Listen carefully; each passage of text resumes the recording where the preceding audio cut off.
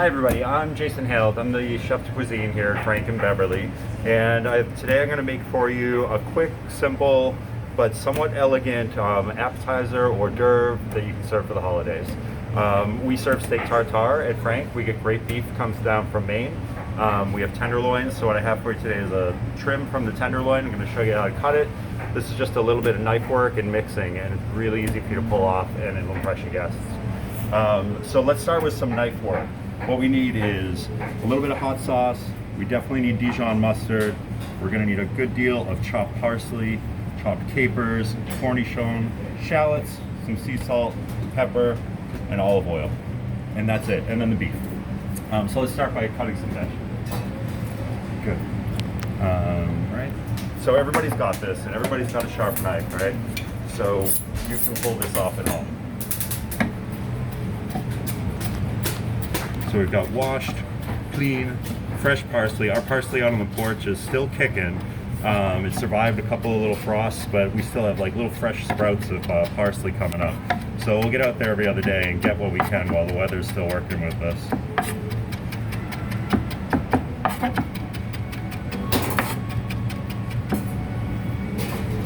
All right, there's our chopped parsley. I'm just gonna line them right up on the board. A bit of caper.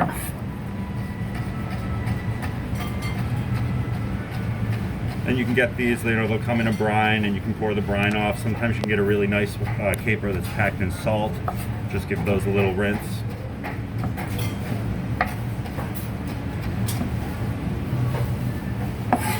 Got our chopped capers. And then the cornichon. We do not unlock our doors if we do not have cornichon somewhere on the line. Cornichon, constantly serving them with all the charcuterie. Okay, how do you spell that? Cornichon, C-O-R-N-I-C-H-O-N. Cornichon.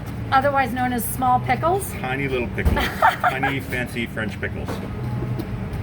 Insert executive director filming here. Where can you get these? You get these, I think you'll find these anywhere and everywhere. You'll find them at your specialty shops. You'll find them at Whole Foods for sure. You will most likely find them, I think you'll find them at Stop and Shop. I think you'll find them anywhere. But they are great. All right, and then we need some shallot.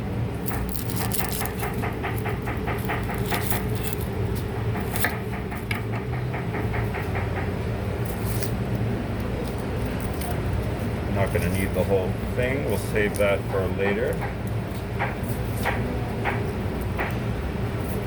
Now we're making steak tartare. How many is this going to serve? This is going to probably be enough for about, 4 to 6 people. Perfect. Depending on how you want to serve it. So we can serve this as a little hors d'oeuvre on a cracker, a piece of toasted baguette. I'm going to serve it on some gaufret potatoes, which if you have a fancy French mandolin, you can make gaufret potatoes. Everybody's amazed. They think I cut these by hand. Yum. All right, there we go. We've got our shallots, our capers, our cornichon, and our parsley. Now we're going to cut a little beef. So this comes from beef tenderloin. It's a nice lean piece of meat. It comes off the head where you've got kind of 3 lobes that happen. And often as we're portioning it, that's not exactly, it doesn't really, tie into the whole steak. So we'll trim this off and use it for a steak tartare. So I'm gonna find a nice bits, and the thing with steak tartare, this is all about texture, right? And you don't want this to eat like you've opened up a package of ground beef. So you want a nicely diced bit of beautiful steak.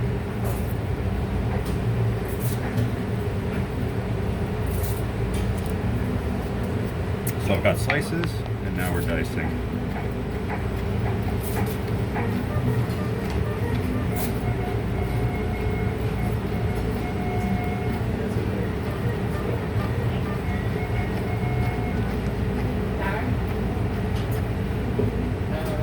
We've got the strips, and now we I've got dice. What kind of knives are the best knives that you recommend? Everyone has a preference, but what do you recommend? Yeah, absolutely. This is a nice Italian knife. It's a really nice stainless blade. But most of the knives I use are carbon steel. They're great. They stay sharp forever.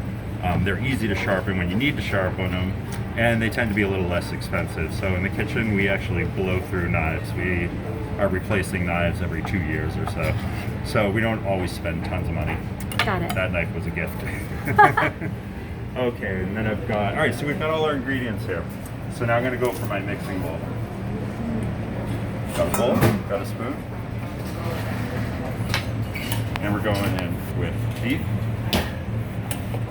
shallots. And this is kind of a taste thing, how much do you like? Do you want more beef? Do you want more parsley? Do you want more vegetables in there? That's kind of right what I'm looking at. I have a little bit of hot sauce, so use what you have for hot sauce. This is Frank's hot sauce that he makes here. He pulls tons of chili peppers out of his garden all summer, and then we jar it up, so we've got this hot sauce. This is screaming hot. It's made with a lot of habaneros, so a little bit goes a long way. Make it as spicy as you like, though. I like a little bit more. Good, and then we need lots of Dijon. Don't be shy.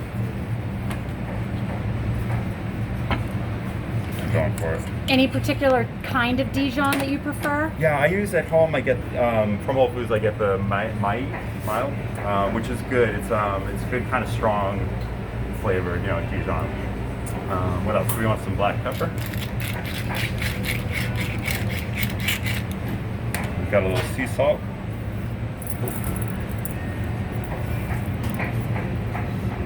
And olive oil. Now we're just mixing. Okay, how much olive oil? All right, what did we do there? We did about 1.5 tablespoons of olive oil. Okay. I just want to make sure people don't over olive oil. I don't know if that, and I don't know if that's a problem. It's a taste, and what's great about this, we mix this to order every night. And as we're doing it, I've got a giant piece of shallot in there that I'm going to remove because that's not going to taste great. So as we're mixing it, we're tasting it constantly.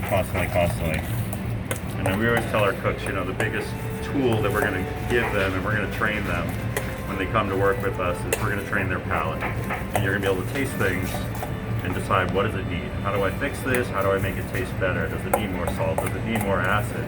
Does it need more fat? And most people can figure this out. You've got a palate, you taste something, and you just think to yourself, what does that need? And usually those are the things it needs. It needs salt, it needs fat, or it needs acid. And those are the things that make it pop and be really good on your palate. I got to tell you, I can smell it from here. Yeah, it's great, right? It smells amazing. Good. All right, so this is it. We've made steak tartare. And so what you're going to do with this at home, now if you want to serve this at the table, you'll put in a little ring mold or in a coffee cup that you can turn and invert, a little dome or a little circle of steak tartare. Traditionally, we'll make a little well in the top and put an egg yolk in there, raw egg yolk, or a tiny little quail egg yolk. And then you just kind of mix that all together and you give people bread and they kind of go at it themselves. If you want to serve it as an hors d'oeuvre, which is what we're going to do here, you'll put it on a little piece of, like I said, toasted baguette, a potato chip, a cracker, and then off you go. What we do that's kind of fun, instead of the egg yolk, because that can be messy if you're trying to pick it up and put it in your mouth, is we cure egg yolks in salt and then smoke them. So that's what these little guys are. That's just a little egg yolk that's been packed in salt for about a week, and then we take it out, pop it in the smoker for a quick 20-30 minutes. It takes a little bit of smoke, and we can put it right on a grater. And so that just makes it a little more easy to eat. So I got these great little gaufret potato chips. Gaufret from the French word for waffle, which is gaufre. All made right here. All here. So we've got a little tartare.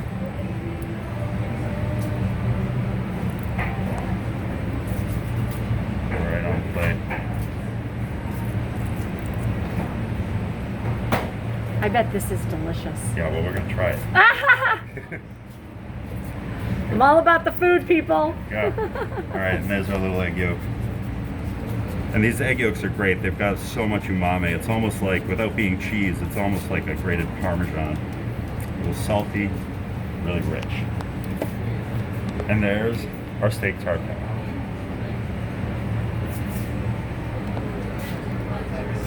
Nice job. That looks delicious. All right, cool. That's easy. Awesome. Thank you so much. Yeah, you're welcome. So happy holidays to all you. Hope you have a good and safe one, and hope to see you at Frank soon.